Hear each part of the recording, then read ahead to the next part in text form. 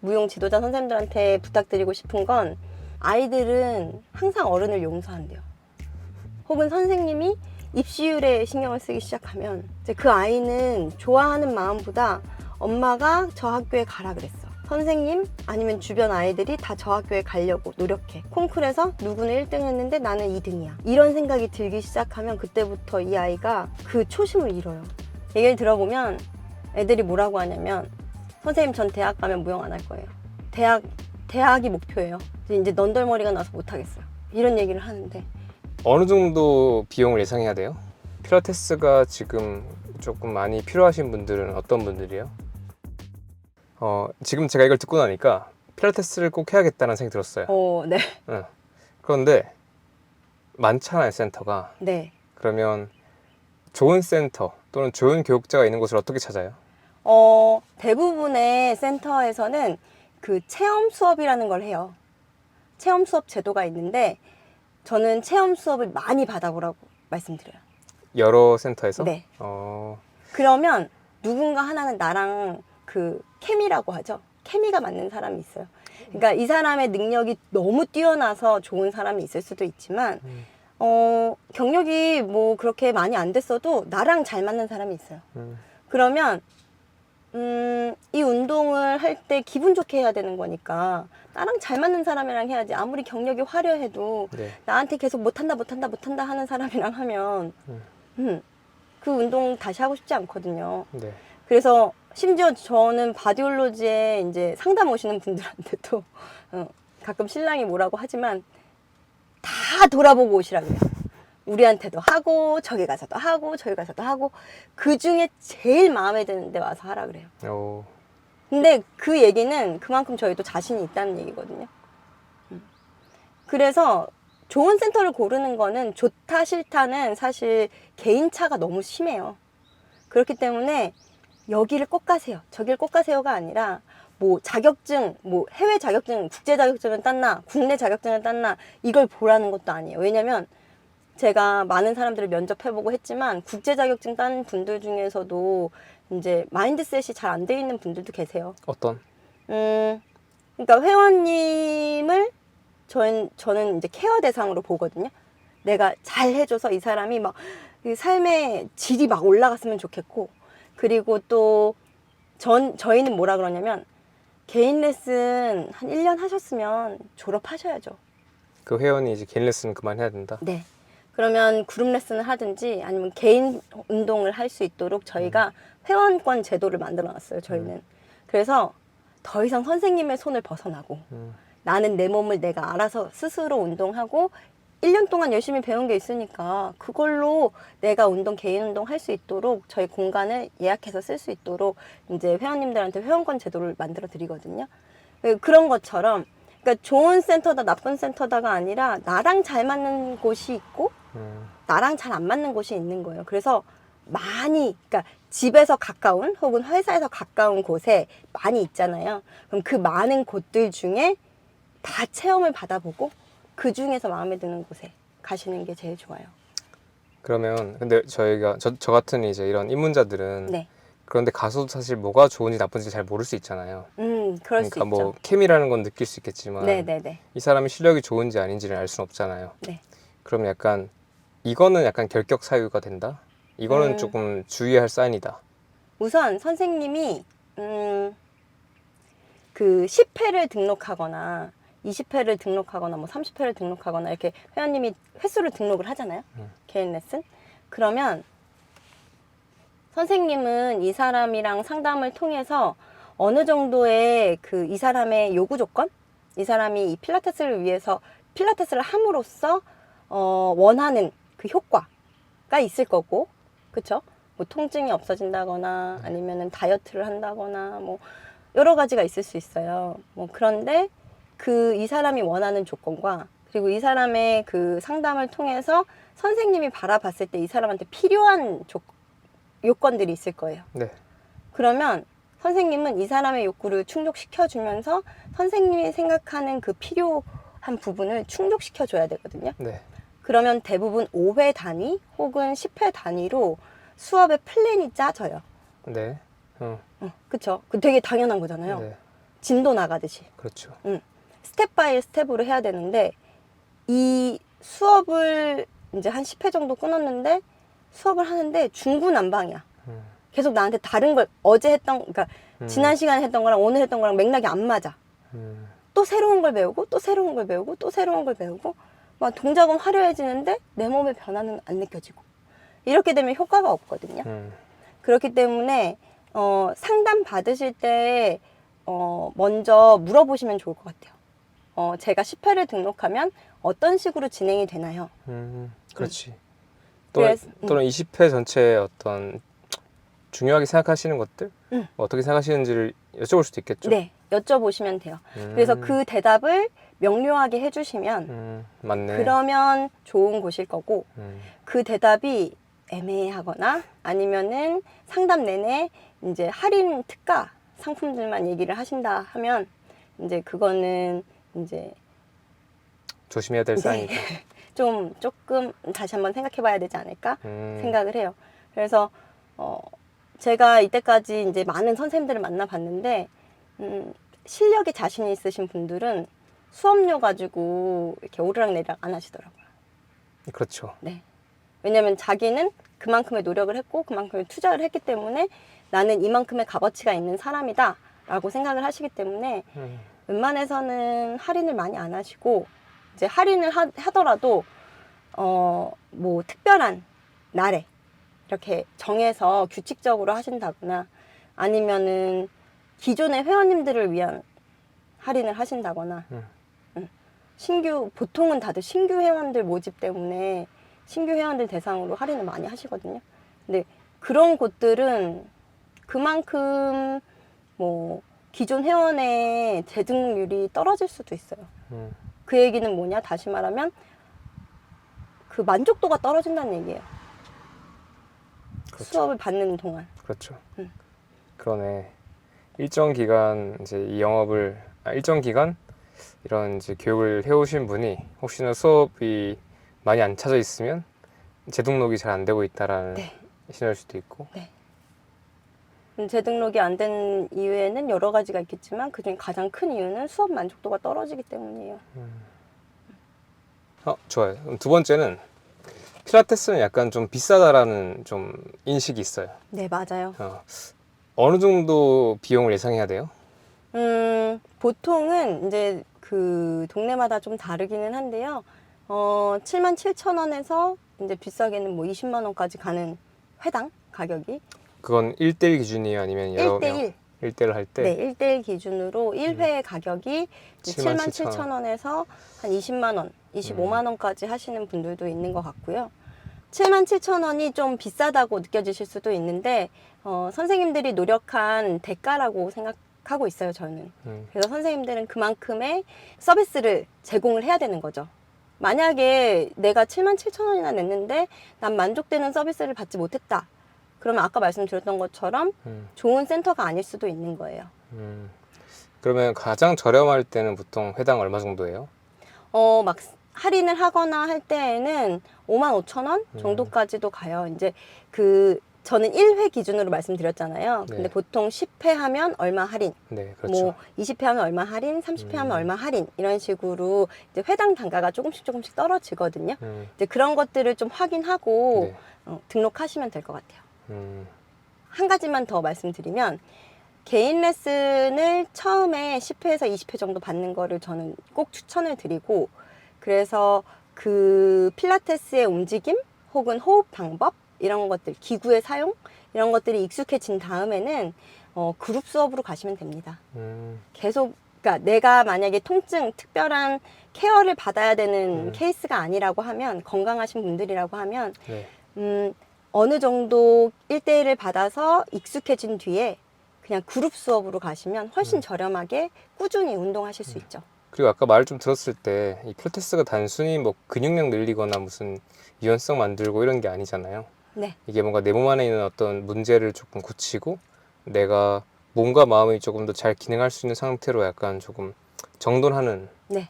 맞아요. 그러니까 다르게 보면 치료이기 때문에 네. 우리가 단순히 어떤 운동한다가 아니라 어떻게 보면 약간 재활이나 어떤 치료 의료 행위까지는 아니겠지만 네. 그런 관점을 봐도 충분히 약간 뭐 우리가 아까 말씀하신 것처럼 이거를 뭐 10회, 20회 넘어서 1년 내내 계속 이렇게 할 건 아니니까. 네. 그래서 그 문제를 해결하는 동안에는 약간 병원 간다 생각하고. 맞아요. 네. 아까 말씀하셨던 것처럼 재활의 효과라든지 이제 어느 정도 치유의 효과가 있지 않냐라고 말씀하셨는데 맞아요. 그게 그 곁다리로 딸려오는 효과라고 보시면 돼요. 우리는 바른 움직임을 하고 바른 호흡법을 통해서 이 사람의 몸을 안정화시키면서 몸이 안정화가 되니까 감정도 안정적이 되고 감정이 안정적이 되니까 편도체가 안정화가 될 거 아니에요. 그러면서 전체적으로 몸이 편안한 상태가 되니까 그런 마음적으로도 치유를 받으러 오시는 분들도 계시고 그리고 이제 몸도 뼈가 제 위치에 가잖아요. 그리고 제대로 움직이잖아요. 그러면 관절 통증이 많이 줄어요. 그렇기 때문에 그런 효과를 우리는 종종 볼 수가 있는 거죠. 필라테스가 지금 조금 많이 필요하신 분들은 어떤 분들이요? 우선 통증이 있으신 분들. 근데 통증. 특히 만성 통증. 오랫동안 이게 보통 염증이라고 하는 거는 2주면 끝나거든요.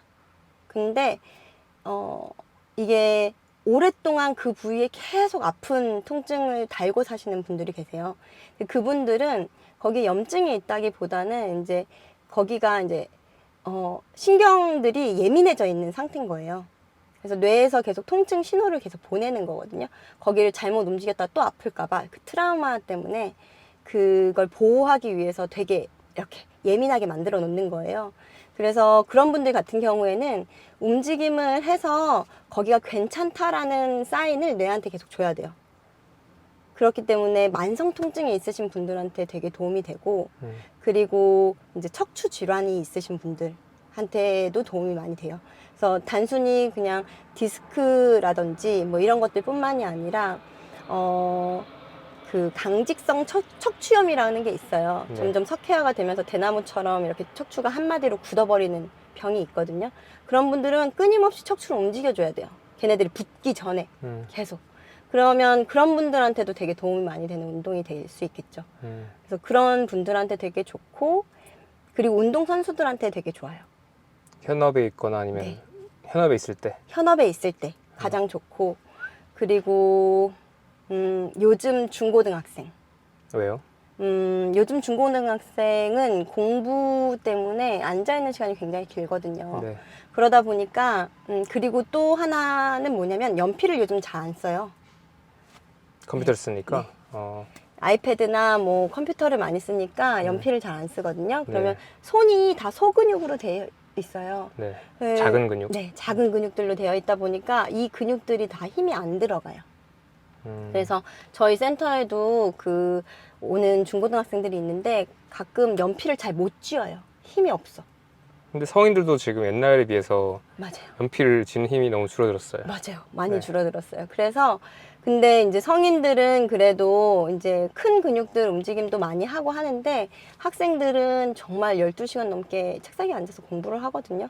그래서 그런 친구들은 한 번씩 이제 리프레시도 하고 근력도 키우고 하면서 이제 몸을 바르게 정렬하는 것도 도움이 많이 될 거예요. 저 관련해서 한 가지 네. 경험이 있는데 고등학생 때 워낙 이제 공부를 막 깨어있는 시간 내내 하잖아요. 네. 그런데 그때 고등학교 2학년 때 이제 허리가 아프기 시작한 거예요. 네, 네. 그러니까 허리가 뒤쪽이 약간 당기고 결리는 느낌? 네. 너무 이제 아픈 거예요. 앉아 있을 수가 없는 거야. 공부를 해야 되는데. 그쵸. 그래서 그때 이제 약간 병원에 갔는데 병원에서 어떤 무슨 추나요법 같은 것도 하고 네. 이런 거 좀 했는데 안 돼요. 뭔가 물리치료도 해보고 했는데 안 돼요. 네. 근데 되게 어이없게 고통이 사라졌어요. 어떻게 해요? 복근 운동을 했어요. 맞아요. 플랭크를 했어요 그때. 네네네. 플랭크. 그때 윗몸 일으키기도 약간 하긴 했지만 플랭크랑 이런 거 그냥 해봤어요. 네. 근데 그러다 보니까 어느 순간부터 약간 덜 아픈 거예요. 네. 그래서 복근 운동을 더 하니까 통증이 사라졌어. 맞아요. 그게 이제 허리를 잡아주는 근육들이 이제 복부까지 다 연결이 되어 있다 보니까 이제 가만히 앉아 있으면 복부에 힘을 줄 수가 없어요. 그러니까 자연스럽게 복부에 힘이 빠지고 그러면서 이제 허리에 부하가 많이 가는 거죠. 그리고 또 하나는 이제 소화 기능이랑도 연결이 되는 것 같아요. 소화. 네. 밥 먹고 움직여서 소화를 시킬 시간이 없고 밥 앉아요. 먹고 바로 앉잖아요. 맞아. 그러다 보니까 배가 나올 수밖에 없거든요. 그쵸? 그럼 배가 나오면 복부가 이렇게 몸 옆에서 봤을 때 여기 등이고 여기가 배라고 하면 배가 앞으로 나오잖아요. 네. 그러면 우리 몸은 배 따로 등 따로가 아니라 연결이 되어 있기 때문에 배가 앞으로 나오면 허리를 당겨요. 이렇게 당겨요. 그러니까 허리가 더 꺾이겠죠. 그런 상태인데 내가 앉아있는 자세는 또 골반을 뒤로 하고 그러네, 있으니까 이제 복부에 힘이 생겨서 복부를 안으로 당겨주는 역할을 하면 허리가 이제 덜 힘든 거예요. 그래서 통증, 그러니까 지금 겸님 말씀하신 거는 부상이 있었던 건 아니잖아요. 저 외부에서 내가 차에 치였다거나 떨어졌다거나 뭐 이런 게 아니라 갑자기 어느 날 갑자기 허리가 아프기 시작한 거잖아요. 그거는 약간 뇌에서 우리한테 주는 사인이에요. 너 이대로 계속 하고 있으면 너 아프다. 이거 힘들어. 나 지금 힘드니까 뭔가를 바꿔. 뭔가 이거 솔루션을 제공을 해야 돼. 이제 여기에다 뭘 해야 돼. 이 얘기를 하는 거예요. 근데 이러다 우리 다 죽어. 네, 맞아요. 그래서 몸은 웬만하면 다 보상을 해서 안 아픈 쪽으로 다 변형을 시켜요. 웬만하면 안 아플라 그래요. 근데 통증이 느껴졌다는 얘기는 뭔가 지금 하나가 날 잡고 있다. 그래서 딱 그 스위치를 켜주는 거예요. 그 구독자분들이 사실 지금 제 채널에는 50대 이상 분들도 되게 많거든요. 네. 그럼 다들 보면 어디 관절염이나 아니면 오십견이나 맞아요. 어떤 근골격계 문제들이 많잖아요. 네. 근데 우리가 살아갈 날이 지금 100살 또는 110살까지 있는데 아직 절반도 안 살았는데 벌써 아프니까. 그 상태가 돼버리고 여기서 더 나아지지 않고 더 악화만 되거나 유지가 되면 안 되잖아요. 그쵸. 그러니까 저는 약간 지금 약간 좀 경계심을 가지고 네. 이 맞아요. 문제를 빠르게 파악하고 조금 네. 고치고 강화해야 된다. 네.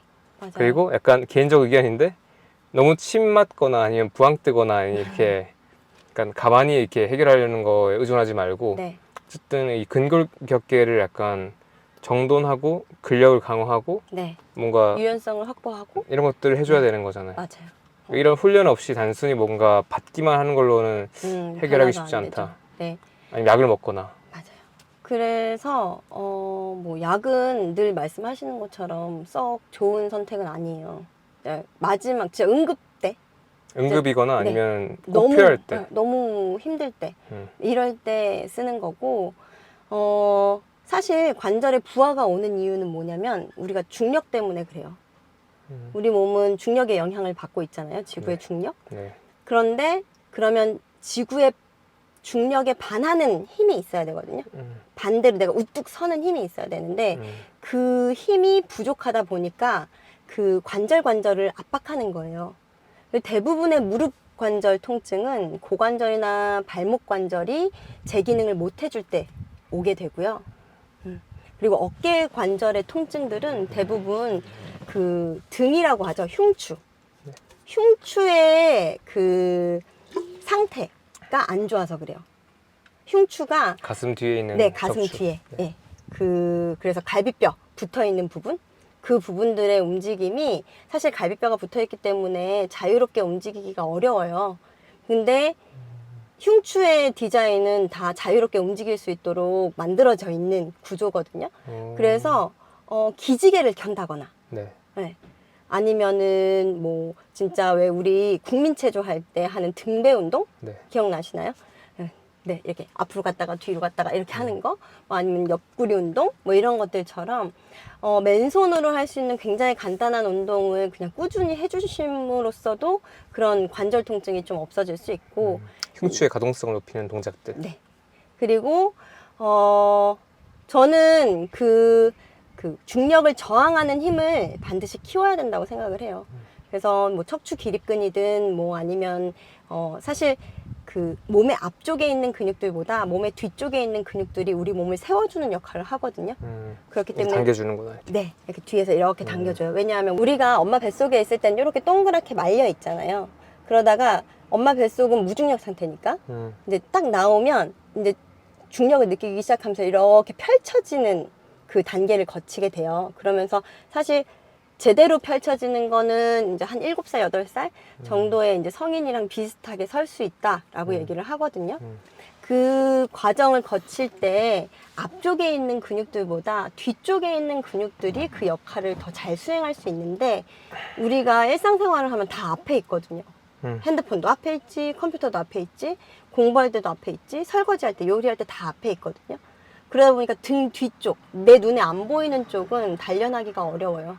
그래서 우리가 그 등 뒤, 그 다음에 허벅지 뒤쪽 이런 근육들을 좀 많이 단련시켜서 엉덩이 이런 데들을 단련시켜서 내가 중력에 저항할 수 있는 힘을 키우면 누구라도 오랫동안 건강하게 그 움직임을 유지하실 수 있을 거고 그리고 아까 말씀드렸던 것처럼 우리 관절 해부학 공부를 하다 보면 관절들은 다 각자의 움직임 범위가 다 있어요. 그리고 각자의 움직임을 할 수 있는 그 방향이 다 있어요. 그러면 그 방향으로 움직여줘야 되는데 우리가 약간 어긋나게 계속 움직여주잖아요. 아니면은 누군가가 일을 안 해. 누군가 제 일을 하지 않아. 그래서 다른 애들이 그걸 2배로 해야 돼. 그럼 반드시 거기에 통증이 시작돼요. 그렇기 때문에 우리 몸을 잘 움직이는 방법을 이제 어떤 운동을 통해서든 배우고 나면 이제 그 뒤는 자기가 스스로 관리하는 거죠. 자기 몫이에요. 여러분 대사 건강은 제가 인사이트 줄 수 있지만 근골격계는 여러분들이 생각하시고 고쳐야지 맞아요. 지킬 수 있다. 네, 맞아요. 그게 이제 거기에서 프랭클린 메소드도 되게 좋은 역할을 하는 거고 뭐 필라테스, 뭐 요가, 자이로토닉, 뭐 그 외에 알렉산더 테크닉, 뭐 펠덴크라이스, 뭐 여러 가지 운동들이 우리나라에 되게 많이 들어와 있어요. 그래서 각자 자기한테 맞는 걸 선택하면 돼요. 뭐가 정답은 없어요. 항상 겸님께서 얘기하시는 것처럼 정답은 없습니다. 내가 좋은 거 그리고 오랫동안 꾸준히 할 수 있는 거 이걸 하는 게 정답이에요. 좋아요. 약간 다른 맥락으로 갈 수 있는데 이제 필라테스를 가르치는 분들이 워낙 지금 많고 그분들도 많이 보시거든요. 네. 그분들한테 혹시 약간 주고 싶은 인사이트나 메시지 있으세요? 아까도 말씀드렸던 것 같은데 저는 선생님들께서 자기가 부족하다고 생각하지 않았으면 좋겠어요.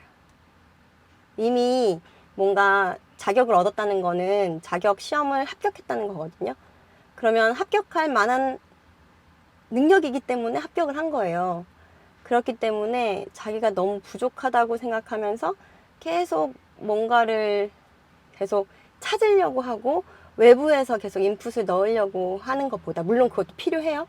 그렇지만 내 안에서의 지금 상태를 잘 관찰을 하고 내가 지금 어떤 상태인지 그리고 내 몸은 어떤 상태인지 내 몸으로 직접 운동을 해서 피드백을 느끼고 좋아지는 거를 관찰하면 이게 자신감으로 발현이 되거든요.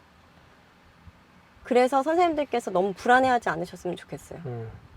많은 분들이 이 워크샵 저 워크샵 다니면서 경제적으로도 되게 부담스럽고 그 다음에 그걸 나는 다 이해하지 못했다는 거에 대해서 또 스스로 자괴감에 빠지기도 하고 그렇거든요. 근데 그러지 않으셨으면 좋겠어요. 이미 충분히 잘하고 계시고 여기에서 그냥 아무 노력도 안 하고 그 자리에 계속 머문다고 하면 문제겠지만 내가 스스로 나를 잘 컨트롤하면서 내가 이 운동을 왜 시작했는지 그 초심을 잃지 않으면 그러면은 선생님들은 충분히 지금도 충분히 잘하고 계세요. 저는 그렇게 생각해요. 너무 마음 급해하지 마시고 네. 하나씩 차근차근 맞아요. 그러면서 지금 하시는 일들이 다 사람들한테 되게 큰 영향을 미치고 중요한 일이니까 맞아요. 기계보고 천천히. 네, 맞아요. 하지만 아까 얘기했던 것처럼 공부 열심히 하시라 그래도. 그쵸. 내가 뭘 잘할 수 있는지 적극적으로 내가 스스로 찾아내는 게 되게 중요한 것 같아요. 가끔씩 이제 그 무용하는 자녀분들 보통 여자애들이죠. 네, 그 부모님들 연락이 오세요. 네. 어떻게 해야 되는가. 맞아요. 근데 이제 유영님이 거기 있었잖아요. 네, 혹시 그런 부모님들이나 또는 그런 무용하시는 분들의 선생님들한테 네. 우리가 어떤 얘기를 할 수 있을까요, 지금은? 우선 부모님들한테 해드리고 싶은 이야기는 초심을 잃지 말자예요. 사실 어린 아이가 전공을 선택했을 때에는 아마 처음부터 전공해야지 하고 무용학원에 찾아가는 사람은 아무도 없을 거거든요. 무용을 그냥 뭐 자세 좋아진대, 뭐 애들 다 하니까 하면서 이제 문화센터나 이런 데서 무용을 처음 접하고 무용을 막 했는데 애가 너무 좋아하고 너무 재밌어해. 그래서 대부분 부모님들이 이제 선생님이랑 상의를 하면서 전공으로 한번 해볼까요? 이러면서 시작을 하게 되거든요. 그러면 이 아이는 무용을 너무 좋아해서 전공을 선택을 한 거예요. 근데 이게 엄마들이 가끔 이제 전공을 시작하면 이제 경쟁 사회 속에 들어가게 되는 거거든요. 근데 무용은 이 굉장히 좁은 그룹이다 보니까 무용 인구가 적다 보니까 굉장히 경쟁이 치열해요. 근데 여기에서 어머님이 초심을 잃고 얘가 너무 좋아해서 시켜준 건데 내가 이제 경쟁을 해야겠다 라는 마음을 먹고 내 딸이 1등을 해야지, 어디 해야지, 어디 해야지 이런 마음을 먹기 시작하면 애가 무용을 싫어하게 돼요. 근데 전 그게 너무 마음이 아픈 거예요. 제가 이제 영국에서 돌아와서 서울예고에서 제 모교에서 10년 동안 피트니스 트레이너로 있었거든요. 무용과 전문 피트니스 트레이너로 있었는데 이제 아이들이 전공 선생님들한테 이런 얘기를 하면 좀 밉보일 수 있잖아요. 그러니까 얘기를 못 하는데 이제 저한테는 막 허심탄회하게 이런저런 얘기를 하거든요. 얘기를 들어보면 애들이 뭐라고 하냐면 선생님 전 대학 가면 무용 안 할 거예요. 대학이 목표예요. 이제 넌덜머리가 나서 못 하겠어요. 이런 얘기를 하는데 전 그 얘기를 들을 때 너무 슬픈 거예요. 너 몇 살에 시작했어? 하면 5살, 7살 이때 시작을 했대요. 그때 무용 좋아하지 않았어? 그땐 너무 좋았는데 이제 싫어요. 너무 힘들어요. 너무 싫어요. 맨날 아프고 맨날 살 빼야 되고 먹고 싶은 거 못 먹고 애들이랑 놀러 가지도 못하고 맨날 레슨이고 휴일에는 맨날 추가 레슨이고 그리고 또 그게 있어요. 햇빛을 볼 수 없어요.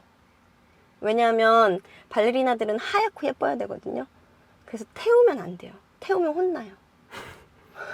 진짜. 그래서 애들이 비타민 D 결핍도 있었구나. 그래서 애들이 요즘엔 부상이 옛날에는 뭐 실금이 간다거나 부러진다거나로 왔는데 이제는 뼈 조각들이 생겨요. 비타민 D가 뼈 건강에 네. 굉장히 중요하죠. 굉장히 중요한데 그 야외 활동이 없으니까. 그래서 저는 부모님들이 그 초심을 잃지 않으셨으면 좋겠고 아이들이 그 초심을 잃지 않도록 도와주셨으면 좋겠어요. 그게 첫 번째 드리고 싶은 메시지. 두 번째 드리고 싶은 메시지는 아까 말씀드렸던 것처럼 운동선수들은 굉장히 체계적으로 스포츠 과학이 이렇게 오랜 역사를 가지고 연구가 되어 왔기 때문에 이제 어떤 종목의 선수들은 어떻게 트레이닝 해야 되고 어떤 음식을 먹어야 되고 이런 것들이 굉장히 잘 되어 있어요. 그리고 그런 전문가들도 많고 근데 무용은 그게 잘 안 되어 있어요. 안타깝게도 아직 그게 잘 정립이 안 되어 있거든요. 그러다 보니까 어머님들이 공부를 많이 하셔야 돼요. 약간 운동 훈련 자체 포함 이외의 네. 생활 습관에 대한 맞아요. 약간 제한들이 약간 지금 먹는 좀 거. 다이어트 한다고, 그러니까 왜 아까 제가 말씀드렸던 애 중에 제 키만 한데 157, 8 정도 되는데 32kg인데 선생님이 28kg까지 빼오라고 했다. 그 애가 그 얘기를 듣자마자 무슨 생각을 하냐면 그 어머님이 하시는 말씀이 얘가 뭘 먹을 때마다 칼로리를 봐요. 당연하죠. 네, 그래서 제가 그거 칼로리 중요한 거 아니야. 칼로리는 생각 안 해도 돼. 이 얘기를 많이 하지만 제가 이 아이를 만나는 시간보다 전공 선생님들이 이 아이를 만나는 시간이 훨씬 많고 훨씬 임팩트가 크기 때문에 이 아이는 제 말을 듣는 것보단 전공 선생님들 말을 듣거든요. 그러니까 어머님들이 딱 중심을 잘 잡아주셔야 돼요. 어머님들이. 내 아이는 내가 키운다. 맞아요. 라는 마음으로. 또는 내 아이의 삶은 그 친구의 삶이다라는 것도 좀 맞을 것 같아요. 맞아요. 내 삶도 아니다 사실. 맞아요. 그러니까 내 아이가 아니라 그냥 그 존재다가 원조고 네, 맞아요. 얘를 위해서 내가 뭔가를 지금 서포트 해준다 라고 생각을 해야 되는데 대부분 어떻게 하냐면 어머님들이 무용 전공하신 분들이 아니다 보니까 그냥 무용학원에 보내놓고 이제 무용학원 비 내고 돈 내고 선생님한테만 맡겨놔요. 그러면 엄마는 무용 테크닉에 대해서 정보도 하나도 모르고, 그리고 선생님이 엄마한테 뭐라고 얘기를, 얘 지금 이게 안 돼요, 저게 안 돼요 라고 하면 엄마는 그 얘기를 들었으니까 얘한테 얘기를 하는 거죠. 너 그거 왜 안 되니? 그리고 뭐 예를 들어서 뭐 얘가 등이 굽어 있어요, 이렇게. 그러면 엄마는 선생님이 얘 등이 굽었어요, 등 좀 펴야 돼요, 이렇게 얘기를 하면 엄마는 얘가 구부정하게 있을 때마다 한마디씩 하죠. 너 등 펴. 그러면 얘 아이의 입장에서는 엄마는 알지도 못하면서 짜증나, 이렇게 되는 거예요. 그러니까 어머님들이 공부를 많이 하셔야 돼요. 왜 김연아 선수, 손흥민 선수 부모님들이 굉장히 똑똑하시잖아요. 굉장히 적극적으로 공부하시고 누가 최고의 코치인지 어떻게 해야 되는 건지 스스로 공부를 되게 많이 하셔서 서포트를 했잖아요. 내 아이를 키워냈잖아요.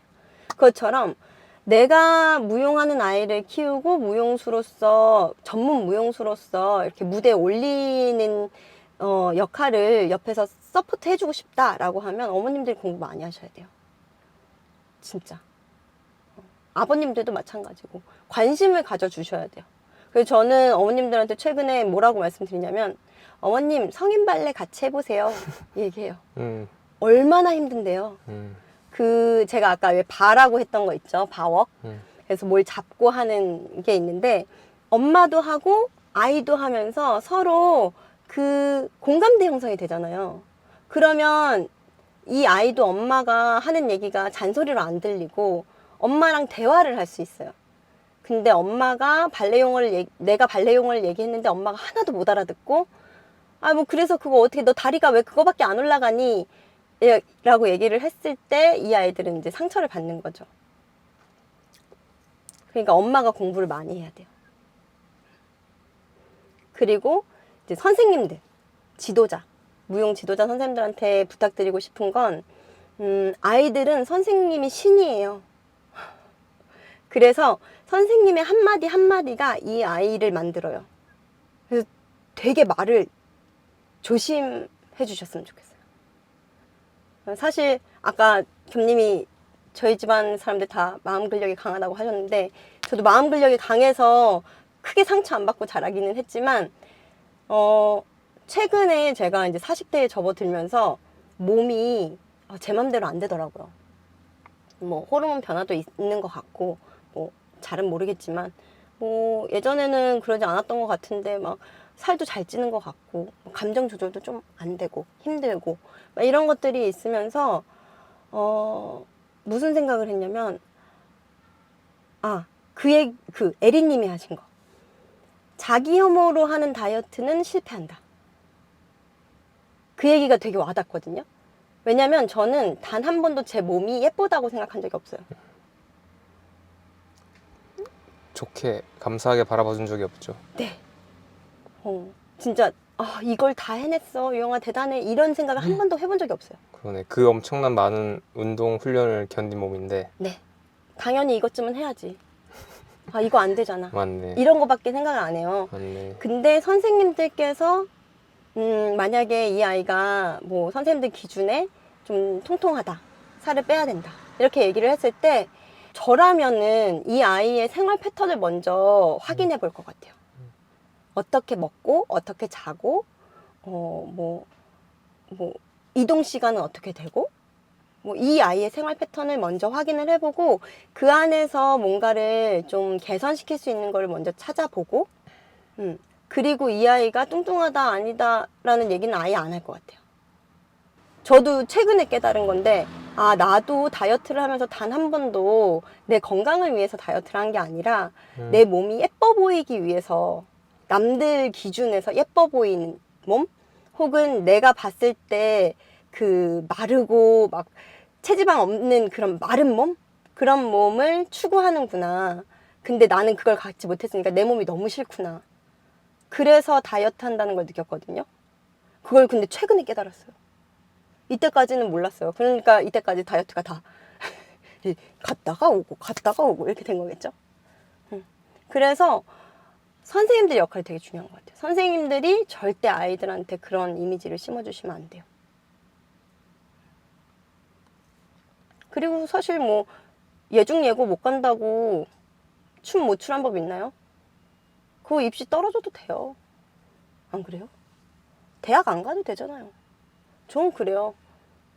이제 듣기만 하면서 약간 일부러 제 의견을 안 넣었는데 한 가지만 좀 넣자면 사실 지금 보면 이제 유영님이 삶이라는 게 그래도 이런저런 것들이 모여가지고 지금 이렇게 나름 몸도 마음도 삶도 이제 어느 정도 자리를 잡아가시잖아요. 네. 근데 저는 완전 다른 결과가 나올 확률이 높았다고 느끼거든요. 예를 들면 이제 그런 식으로 이제 초등학교, 중학생, 고등학생 그런 식으로 지내온 사람의 일반적인 반응은 유영님이 워낙 마음 근력도 세고 자존감도 있고 부모님 성향도 약간 제가 보니까 좀 되게 맞아요. 단단하신 분인 것 같아요. 네. 표현이 약간 거칠지. 네, 맞아요. 그러니까 사랑은 확실히 있었던 것 같아요. 네.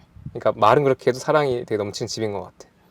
그게 아니었으면 저는 세상에 없을 수도 있다고 생각하고 네. 제 개인적인 느낌으로는 맞아요. 있고 우울증 있는 건 당연할 것 같고 제가 많은 비슷한 사례를 비슷한 사례를 너무 많이 봤어요. 맞아요. 세상에 없을 수도 있고 우울증은 당연히 있을 것이고 시기장애는 당연히 있을 것이고 그리고 지금 뭔가 겉으로 잘 살아가는 것처럼 보여도 완전 엉망일 가능성이 높은 맞아요. 환경이었다고 느껴요. 네. 근데 저는 약간 이런 질문을 하고 싶은 거지. 도대체 이런 것들을 감내하면서 해야 될 교육은 무엇인가? 이것들을 감내하면서 해야 될 전공은 어디에 있는가 세상에? 전 없는 것 같은데. 없죠. 이렇게 그렇게까지 할 필요 없죠. 도대체 뭐 때문에 그렇게 콩쿠르에 나가야 되고 다음 이제 예중을 가야 맞아요. 되고 예고를 가야 되는지를 저는 이거 약간 지금 약간 광기인 것 같아요. 네, 저도 그렇게 생각을 해요. 그리고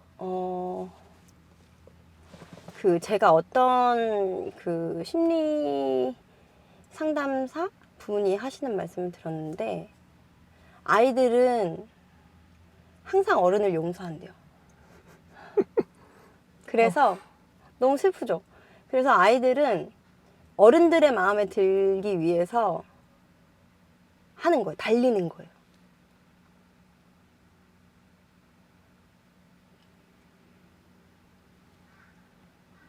진짜 슬픈 것 같아요. 근데 그래서 제가 초심을 잃지 말라고 한 거예요. 아이들이 너무 좋아해서 시작한 거잖아요. 그럼 그 좋아하는 마음을 끝까지 갖고 가게 해야 돼요. 근데 어느 순간 경쟁 구도에 올라가기 시작하면서 엄마들 마음이 조급해지면 혹은 선생님이 입시율에 신경을 쓰기 시작하면 이제 그 아이는 좋아하는 마음보다 엄마가 저 학교에 가라 그랬어. 선생님 아니면 주변 아이들이 다 저 학교에 가려고 노력해. 콩쿨에서 누구는 1등 했는데 나는 2등이야. 이런 생각이 들기 시작하면 그때부터 이 아이가 그 초심을 잃어요. 초심을 잃지 않게 해주는 건 첫 번째 부모님인 것 같고 두 번째는 교육자 선생님들이신 것 같아요. 그리고 학교 못 들어가도 괜찮다. 그리고 뭐 콩쿨 1등 안 해도 돼. 내가 춤추는 게 좋은 거지 콩쿨 1등 하는 게 좋은 건가? 근본적인 걸 생각해야 되는 것 같아요. 저는 발레를 되게 좋아한다 그랬잖아요. 발레를 아직도 하고 싶어요. 성인 발레 가서 하고 싶어요. 근데 문제는 뭔지 아세요? 제가 그 강박이 있잖아요. 발레를 하면 이러이러한 몸을 갖고 있어야 되고 거울에 비친 내 모습이 이래야 되고 못 가겠어요. 야. 그래서 제가 발레를 가끔씩 갈 때가 있거든요. 언제냐면 살이 제일 많이 빠졌을 때. 근데 되게 신기한 게 운동도 과하면 다이어트에 도움이 안 돼요. 안 되죠. 근데 전 과하게 했잖아요. 과하게 하면서 안 먹었잖아요. 그러니까 몸이 땡땡 부을 수밖에 없었던 거예요. 변비도 엄청 심했고. 그러다 보니까 이제 와서 생각하는 건 그 발레를 가잖아요. 그럼 발레를 또 되게 열심히 해요. 좋아하는 거니까. 그럼 살이 되게 많이 빠져가지고 예쁜 몸을 가지고 시작을 하잖아요. 발레를 하는 한 2-3달 동안 쪄요. 내 몸이 그걸 다시 만드나 봐요. 신기하네. 신기하죠. 그래서 발레를 가는 게 무서워요. 다시 내 몸이 단단해지고 긴장도가 높아질까 봐. 근데 이제 필라테스나 요가나 이런 걸 하고 나면 몸이 훨씬 더 편안해지고 이완이 되고 좀 순환이 좋아지니까 몸이 살찌지도 않고 편안하게 있거든요. 그래요. 그러니까 저도 그 부정적인 그 강박이 아직도 머리에 남아 있는 거죠. 어릴 때 그냥 무의식 중에 들어와 있는 그 강박들이. 그럴 수밖에 없죠. 네. 그러니까 지금 어린아이들은 그게 없었으면 좋겠어요. 그리고 그래서 부모님이랑 선생님의 역할이 굉장히 중요한 것 같아요. 결론은 어른들의 잘못이 아이들의 뇌에 이상한 걸 만들 수 있다. 네. 몸도 망칠 수 있고. 마음도. 그러니까 조심하자. 네. 오케이? 한마디 한마디에. 맞아요. 오케이. 자, 오늘 영상 지금 4시간 동안 찍었는데요. 아, 네. 김주환 교수님 다음으로 2등입니다. 아, 네, 감사합니다. 영광이네요. 아우, 좋아요. 저도 편집 감이 안 오는데 네. 마지막으로 이 영상 보시는 구독자분들에게 하고 싶은 말 한마디 해주시겠어요? 내 마음이 편할 수 있는 환경을 조성하는 게 가장 중요한 것 같아요. 뭘 하든. 그러면 나를 잘 알아야지 그 환경을 조성해 줄 수 있는 것 같거든요. 남한테 너무 주의를 기울이지 말고 나한테 주의를 좀 더 기울일 수 있도록 여러 가지 활동들을 하면서 먹는 거, 명상, 운동 이런 여러 가지들을 하면서 나를 되돌아보는 시간을 많이 가지셨으면 좋겠어요. 그러면 전체적으로 편안해지고 그러면은 하루하루가 행복할 것 같아요. 다이어트계의 마이클 조던이 되어가고 있는 최겸, 그리고 한국의 움직임들을 다 섭렵하고 많은 사람들이 좋은 삶을 살 수 있도록 돕고 싶은 이유영이었습니다. 고맙습니다. 수고했어요. 네, 감사합니다. 끝! 네.